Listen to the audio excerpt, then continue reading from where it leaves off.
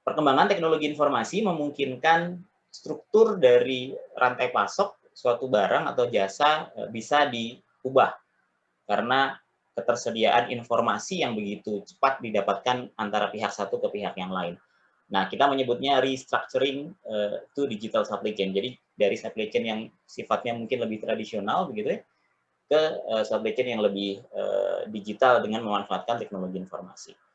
Nah, ini adalah bagian dari strategi yang kita bahas minggu lalu sebenarnya, strategi dalam di era bisnis digital. Maka salah satunya adalah adopsi dari teknologi informasi, spesifiknya sebenarnya adalah sistem informasi itu sendiri. Karena supply chain ini banyak pihak, sehingga membutuhkan share information yang begitu cepat. Gitu.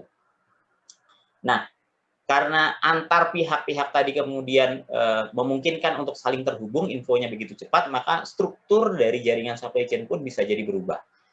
Nah, sebenarnya hal-hal seperti ini sudah berkembang cukup lama, hanya saja di sini disebutkan karena teknologi internet itu memungkinkan prosesnya makin cepat, makin efisien. Setidaknya di sini disebutkan ada integrasi atau penyatuan yang bisa dilakukan dengan memanfaatkan teknologi internet. Ada yang kita sebut sebagai vertical integration, jadi integrasi vertikal itu mengacu ke proses penyatuan yang ada di dalam sebuah organisasi.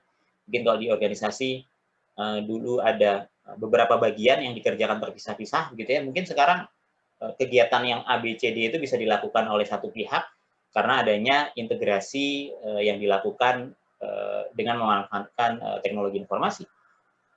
Nah, juga kita sebutnya virtual integration. Jadi ada yang vertical integration jika penyatuan itu eksternal, gitu ya, di luar pihak organisasi di supply chain, gitu, maka kita sebutnya adalah virtual integration. Jadi ada vertikal itu internal, ada virtual itu mengacu ke external integration.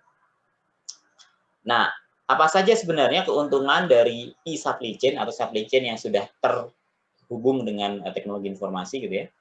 Yang pertama adalah mengurangi waktu, baik itu pemesanan dari pemesanan sampai kemudian itu diantar. Karena pada dasarnya setiap permintaan dari pelanggan bisa langsung informasinya sampai ke supplier gitu ya, titik paling ujung. Maka ketika informasinya itu lebih cepat, maka proses pengantarannya, proses pengerjaannya barang juga akan lebih cepat. Ini kaitannya juga yang kedua, reduce cost of manufacturing. Ini sebenarnya saling berkaitan ya. Jadi karena informasinya didapatkannya lebih cepat, maka manufaktur, pabrik gitu ya, yang merencanakan produksi akan lebih tahu jadwalnya lebih pasti. Gitu ya. Karena lebih pasti, maka kegiatan-kegiatan yang sifatnya tidak perlu menjadi bisa dihindari gitu ya. Kalau dulu mungkin karena kita tidak tahu sebenarnya berapa demand yang dibutuhkan, katakanlah gitu ya, sehingga perusahaan berusaha untuk membuat produknya lebih banyak karena agar mengantisipasi lonjakan permintaan misalnya. Tetapi ketika informasi itu lebih cepat didapat, kita bisa langsung mengetahui permintaan konsumen, maka jadwal yang dibuat, jumlah produk yang dibuat itu lebih presisi dan akurat. Selanjutnya tentu saja juga berkaitan dengan inventory-nya. Karena kita tahu lebih pasti berapa yang diminta, maka kita akan lebih tahu pasti berapa produk yang harusnya kita simpan, gitu ya. Tidak berlebih, tidak juga berkurang. Nah, ujung dari ini sebenarnya kan demand forecasting ini, gitu ya. Jadi bahwa demand lah yang men-generate seluruh aktivitas produksi baik dan juga distribusi. Ya. Jadi karena kita tahu kita sudah bisa langsung berinteraksi, gitu ya. Kita tuh maksudnya perusahaan ya, bisnis digital sudah bisa langsung berinteraksi dengan konsumen, maka forecasting apa permintaan konsumen, berapa jumlahnya, kualitasnya seperti apa, produknya, coraknya seperti apa, sudah lebih pasti sehingga forecast-nya juga lebih akurat. Prediksinya juga lebih akurat. Juga mengurangi waktu memperkenalkan produk baru. Kita tahu sebenarnya ketika misalnya iPhone punya produk baru, itu bahkan jauh sebelum di-launching orang-orang sudah pada tahu. Gitu ya, atau misalnya Adidas gitu ya, sepatu dengan series tertentu akan diluncurkan, bahkan sudah ada yang pre-order gitu ya, sudah memesan. Sehingga proses memperkenalkan produk akan jauh lebih singkat dan tentu saja meningkatkan performansi yang keenam ya, kegiatan-kegiatan operasional yang sifatnya after sales setelah penjualan. Katakanlah kalau misalnya di industri otomobil gitu ya, di otomotif ada kegiatan servis di sana gitu ya, perawatan, penjualan spare part dan seterusnya.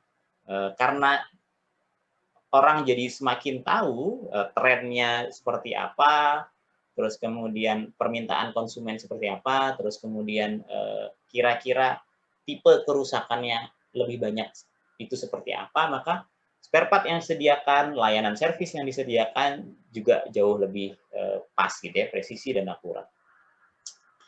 Nah, bagaimana kemudian seluruh aktivitas itu memungkinkan bekerja? Artinya tadi ya, ketika kita bicara keunggulan-keunggulan atau manfaat e-supply chain tadi, bagaimana itu bisa dilakukan? Kuncinya adalah menghubungkan setiap bagian-bagian di supply chain itu dengan sistem informasi yang saling terintegrasi. Tadi disebutkan ada vertical dan virtual integration. Nah, secara teknis sistem informasi itu infrastrukturnya begitu ya, istilahnya tampil di layar rekan-rekan sekalian.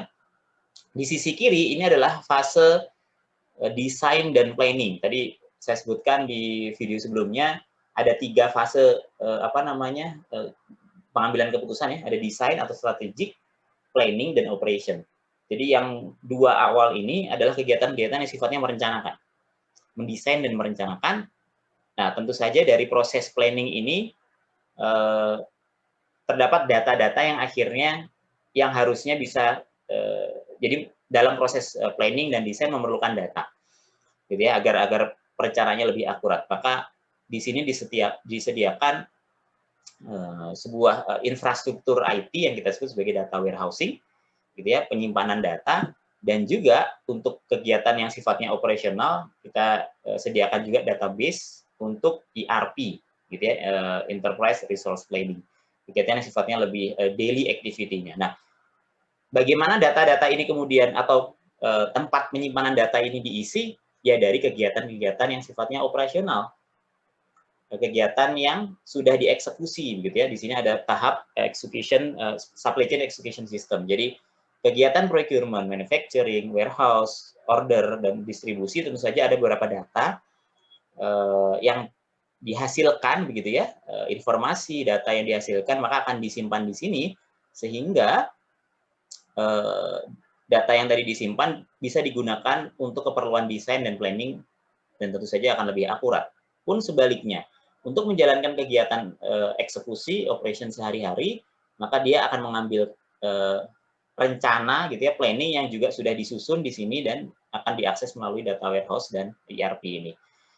Ya, tentu saja penjelasan ini tidak cukup membahas mengenai bagaimana sistem informasi itu dirancang dan dijalankan gitu ya. Oleh karena itu untuk rekan-rekan di Prodi S1 Teknik Logistik akan lebih dalam membahas mengenai data warehousing dan bagaimana IS Information System itu dirancang dalam mata kuliah analisis perancangan sistem informasi dan database. Jadi di semester 5 kalau nggak salah ya. Sedangkan ERP di bagian di sini juga akan diberikan mata kuliah ERP di semester 6 kalau nggak salah.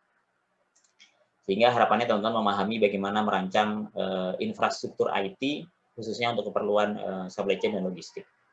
Nah, selanjutnya ada beberapa teknologi yang perlu digarisbawahi yang punya efek cukup besar atau nantinya punya potensi untuk digunakan secara masif di bidang supply chain.